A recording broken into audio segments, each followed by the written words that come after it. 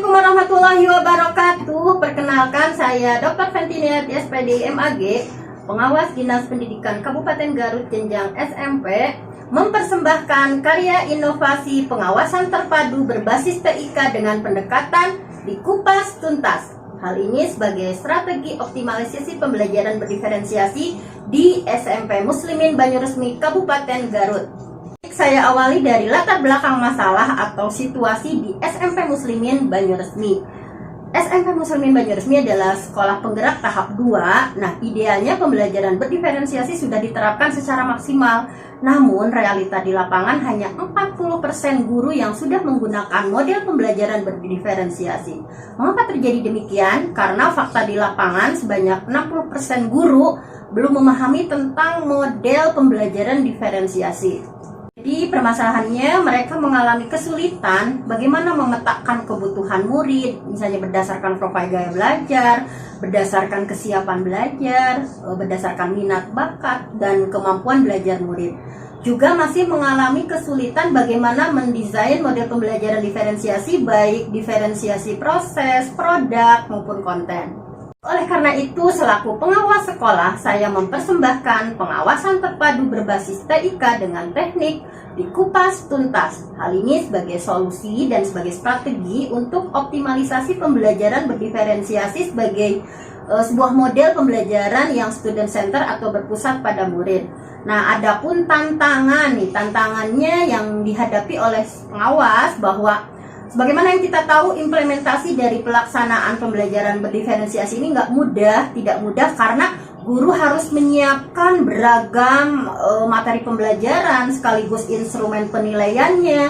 Misalnya, ketika menggunakan diferensiasi konten misalnya, berarti harus menyiapkan materi lebih dari satu, atau diferensiasi proses dan produk, maka harus menyiapkan lebih dari satu media pembelajaran dan lebih dari satu alat penilaian. Tantangan yang dihadapi guru-guru ya ketika berjuang mewujudkan kelas diferensiasi diantaranya bagaimana menjembatani dilema diferensiasi versus standarisasi, bagaimana mengatur waktu dalam pelaksanaan pembelajaran diferensiasi, dan mengakses sumber-sumber belajar sesuai dengan kebutuhan. Nah, seharusnya guru harus menunjukkan sikap kreatif bagaimana penerapan berbagai strategi atau ide dalam pembelajaran berdiferensiasi. Nah, sehingga hal ini bisa dilakukan dimulai dari mengubah mindset atau pola pikir guru bahwa harus menghargai murid dengan keberagamannya, menggali berbagai minat murid, mencoba menyediakan sumber informasi yang dimiliki sekolah dalam pengelolaan pembelajaran. Baik melalui pengawasan terpadu berbasis TIK dengan teknik dikupas tuntas, mencoba menyelesaikan tantangan tersebut. Ada 3 langkah pengawasan terpadu berbasis TIK dengan teknik dikupas tuntas. Yang pertama perencanaan, pelaksanaan, dan yang ketiga monitoring dan evaluasi. Dalam perencanaan tentunya pengawas berkoordinasi, berkomunikasi tentang rencana ini dengan guru dan kepala sekolah, menyiapkan materi berupa modul, berupa video praktek pembelajaran diferensiasi.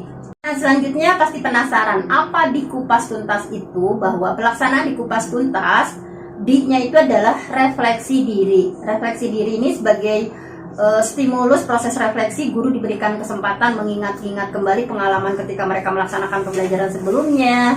Nah, ini bisa dilihat dari cuplikan berikut ini.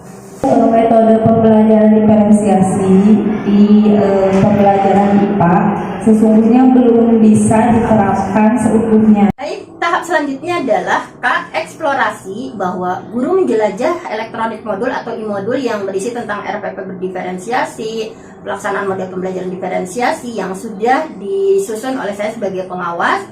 Cuplikannya seperti ini. Di sini saya akan mengeksplorasi dari hasil pembelajaran. Baik, tahap 3, simulasi atau praktek. Di sini guru berlatih mempraktekkan penyusunan modul ajar atau penyusunan RPP model pembelajaran berdiferensiasi di ruang praktek virtual, bisa juga di nyata. Selanjutnya cuplikannya berikut ini. Pembelajaran modul ajar berdiferensiasi, yaitu tentang diferensiasi produk sebagai produk pembelajaran. Baik, tahap keempat adalah kolaborasi per kelompok. Nah, di sini guru mendesain kerangka pembelajaran, model pembelajaran diferensiasi. Berikut langkah-langkahnya bisa dilaksanakan di virtual maupun nyata yang nantinya akan diimplementasikan di dalam kelas. Berikut cuplikannya. Minat, olahraga, kesenian, dan sains. Di sini untuk olahraga ada beberapa siswa yang memilih di olahraga. Kemudian untuk produknya si anak itu membuat tulisan. Tahap kelima yaitu tahap kreasi, bahwa di sini guru mengkreasi langkah-langkah nyata pembelajaran diferensiasi secara mandiri. Kalau tadi secara kelompok, ini secara mandiri. Nantinya bisa berupa infografis, poster, animasi. Berikut cuplikannya. Memperlihatkan wajahnya juga di bawah ini. Dan ini contohnya ibu bisa diakses di Instagram sih. Bisa dilihat ada contoh-contoh videonya sudah saya upload. Baik, elaborasi tim di sini di tahap ke-6 bahwa guru mengikuti in-house training yang difasilitasi oleh sekolah melalui hearing atau mendengarkan, menyimak dari guru yang sudah menerapkan praktik baik model pembelajaran diferensiasi, bisa dilaksanakan di ruang virtual ataupun nyata. Berikut cuplikannya. Dalam pembelajaran diferensiasi pada mata pelajaran saya, di sini saya membuat sebuah produk yang mana produk di sini. Baik, selanjutnya pada tahap ke-7, nah ini unjuk aksi sebagai rangkaian dari Dikupas Tuntas. Guru menerapkan secara nyata pembelajaran berdiferensiasi di kelas ampuannya dengan durasi waktu 2 minggu. Mereka menjalankan rancangan tersebut dan nanti diakhiri dengan tindakan reflektif sebagai pelaporan dari kegiatan unjuk aksi tersebut.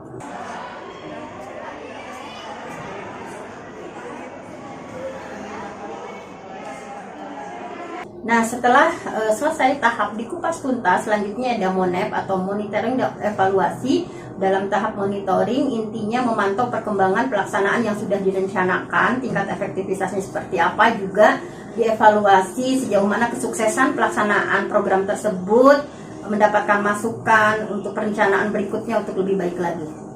Nah, sekarang adalah tahap terakhir, yaitu refleksi dan tindak lanjut.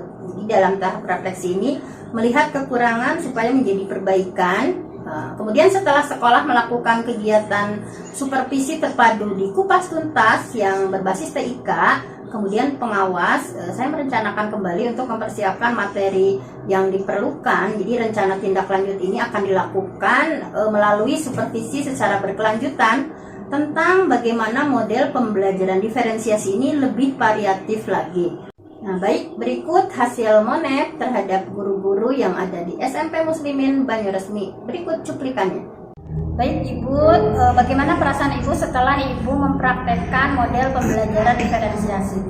Saya merasa puas, Itu sangat menarik dan antusias sekali pembelajaran hari ini karena anak-anak terlihat senang sekali dan belajarnya bisa disesuaikan dengan caranya masing-masing. Ibu, bagaimana pendapat Ibu mengenai pendekatan atau pengawasan terpadu berbasis TIK Zoom yang kita pakai di antaranya?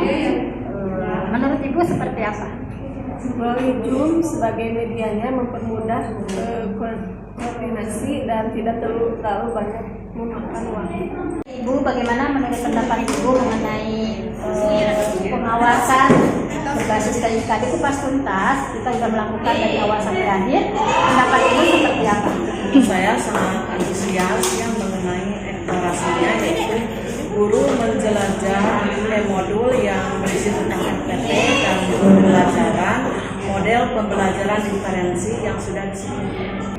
Setelah beberapa waktu yang lalu, Ibu pengawas sekolah melaksanakan di Kupas Tuntas, maka pembelajaran berdiferensiasi di kelas budaya semakin baik, semakin efisien, semakin berikan penerapan bagaimana di Kupas Tuntas yang telah diberikan oleh Ibu Pengawas Ibu Fetri. Saya lakukan setelah melakukan refleksi tersebut, saya lakukan dengan penuh percaya diri, bisa membuat murid-murid senang dan aktif dalam belajar. Mungkin cukup sekian. Wassalamualaikum warahmatullahi wabarakatuh.